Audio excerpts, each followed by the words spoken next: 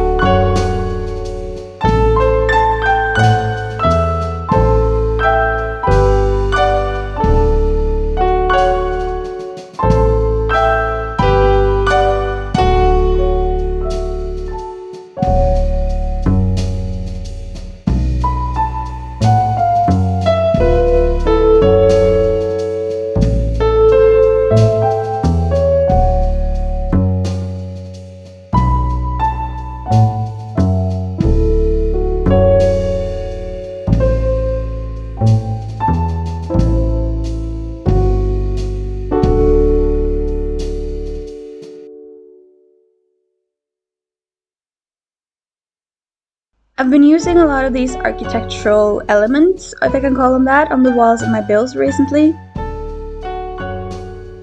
They just add a lot of nice detail and they're much more customizable than regular wallpaper. I did end up removing most of them in this apartment though, because I thought it was a bit too much with the busy wallpaper and then all the wooden beams. I downloaded some new CC wallpaper for this build and had some fun with that. It might not be your taste, it might not even be my taste, but I hope it fits into the eclectic style with the bold patterns and colors.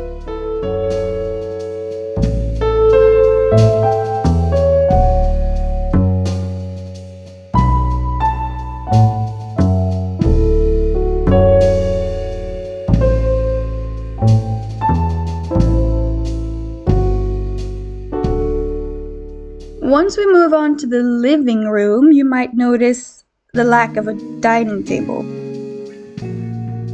I somehow managed to do 3 seating areas and then remembered I only did 2 bar stools in the kitchen and not really an actual dining area. And I could have probably tried to squeeze one in. But at that point I wasn't really feeling it. And the Sims don't have to have a dining table anyway, so it's fine. I tried to layer some rugs in the living room, but not all rugs layer that well, they sort of clip through each other, so it took a while to figure out what really worked. And at this point I was also still trying to add another color into the mix, because right now, as you can tell, there's a lot of blue, green, and yellow. I was trying to squeeze in some pink, but in the end I think I ended up going with some other orange details instead.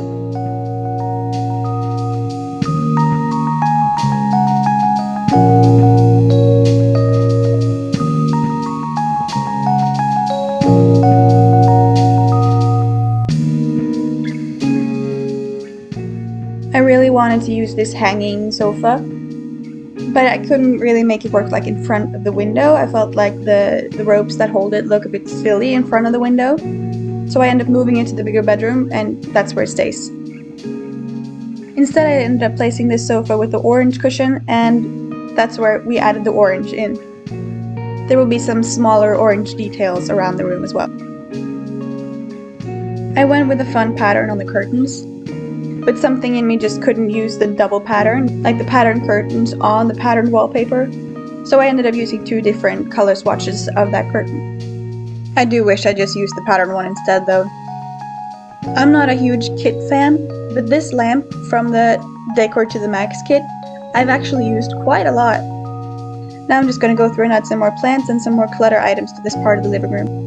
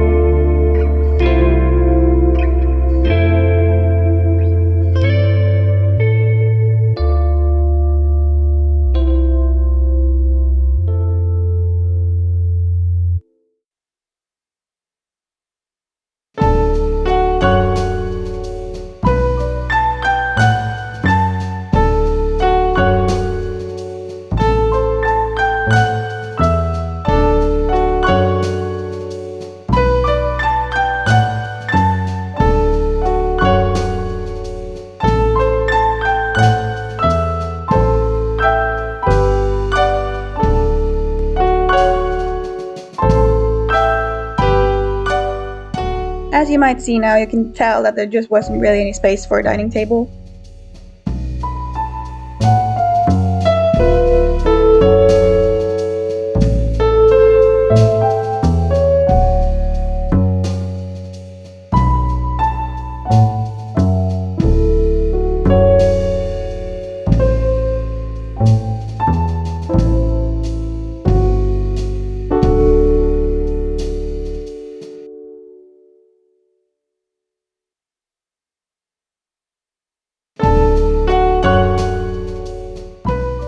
I did decide to try and close off or make sort of a separate zone by adding some kitchen cabinet and a wall piece in the corner to make that little seating area in the corner a bit cozier.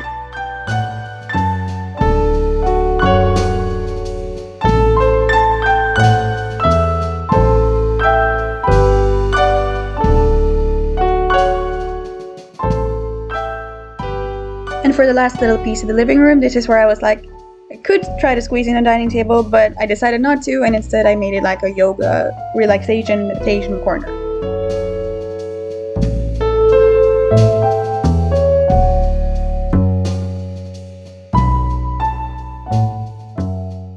In the smaller bedroom, I went for a color palette inspired by the rug I put down earlier. So there's a mix of lilac, orange, black, and a little bit of blue.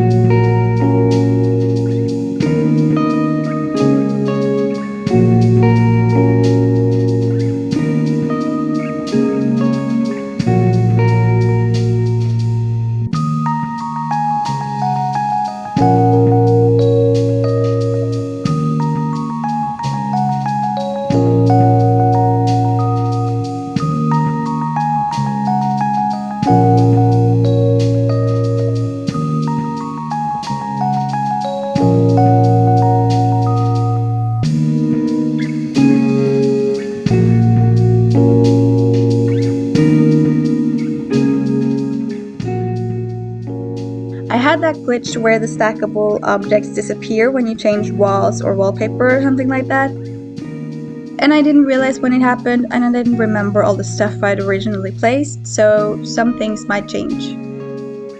That's such an annoying bug, and I hate when it happens. It happened to these wired nightstands that I'm using right now, and I know that I prefer this much more to what I ended up doing in the end when the stuff had disappeared and I just couldn't figure out what it was.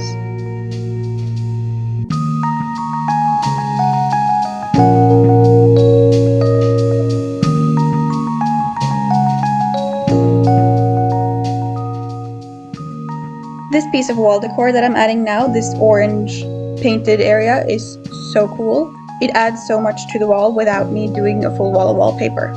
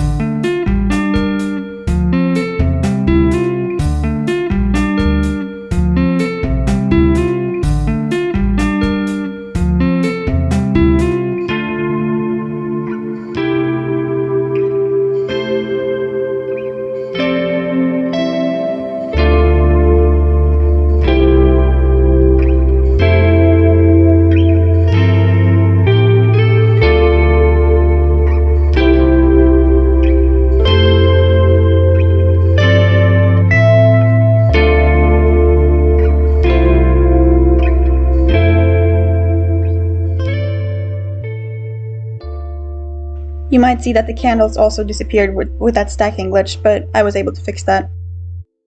I really love the colors in this room. I just think they're very different, but somehow they just work.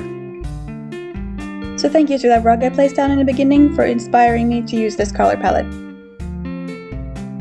I struggled a lot with the bigger bedroom, both with the colors and the size of it. I was at some point considering trying to squeeze in another bathroom, but I just couldn't make it work. In the end, I did end up going for like pinks and greens, but I was never really truly happy with it. But overall, I like the result, and I hope you do too. Thank you for hanging out with me today. Please like and subscribe, it means a lot to me. I hope you'll enjoy the rest of the video, and I'll see you next time. Bye!